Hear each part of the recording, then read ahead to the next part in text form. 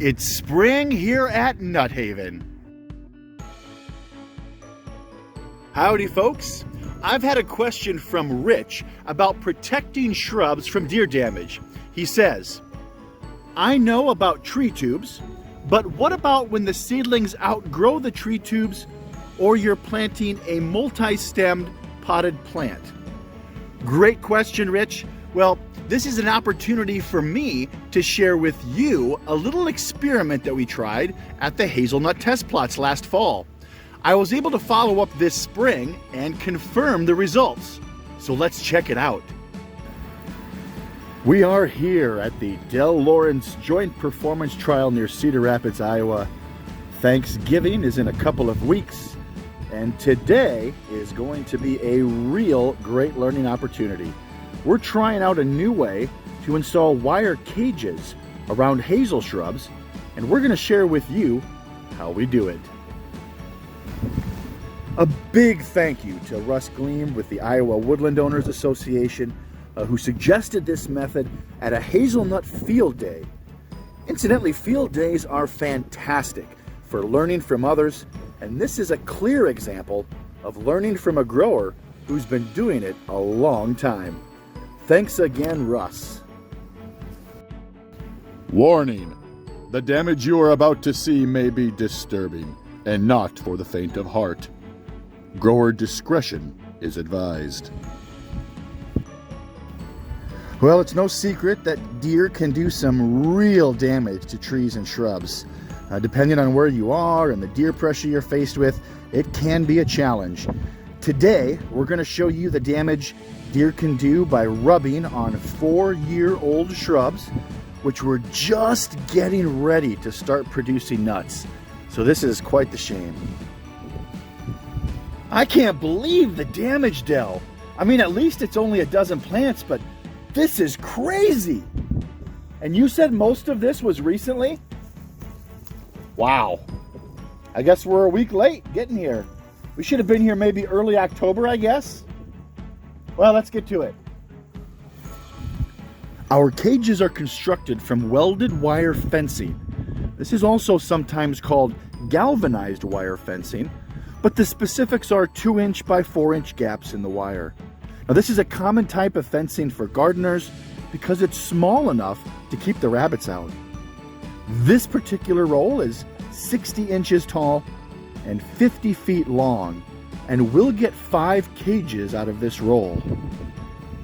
Some basic tools that we're using include a ball-peen hammer for pounding in the long staples that will fasten the cage to the ground, and a bolt cutter.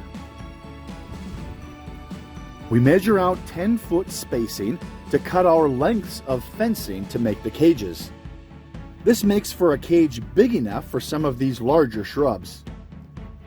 We use the bolt cutters to make quick work of cutting through the wire.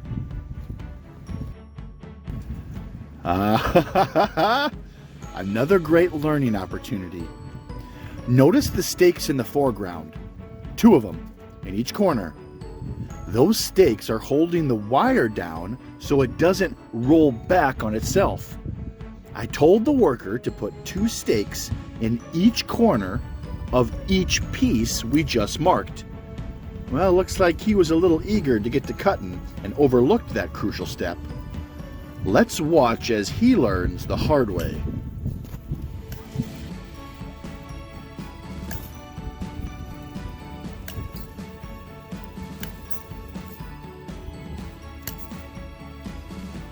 Stakes.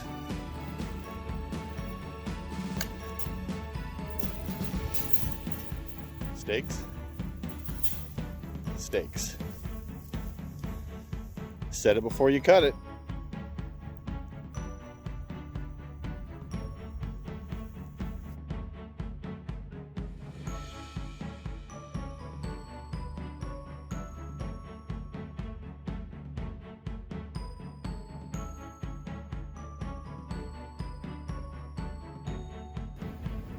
Now, let's do it the right way and pop a stake in each corner of the piece we just marked.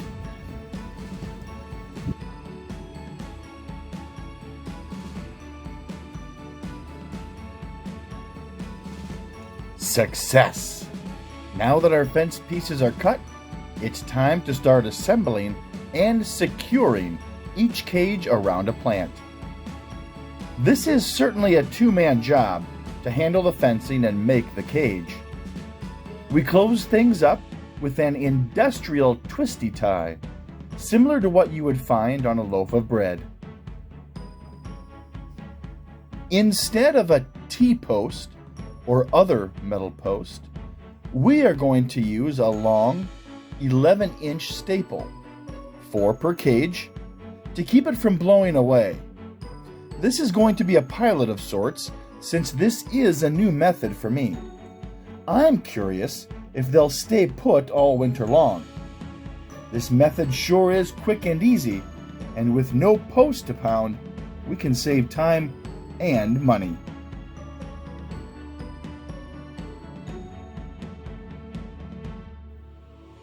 A good job done.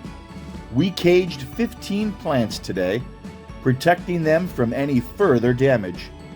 I'll be coming back in about a month to check on them and see how they're holding up. And then finally this spring, I'll return for the final check and determination if this is a method we can use going forward. I'll be sure to share what I learn.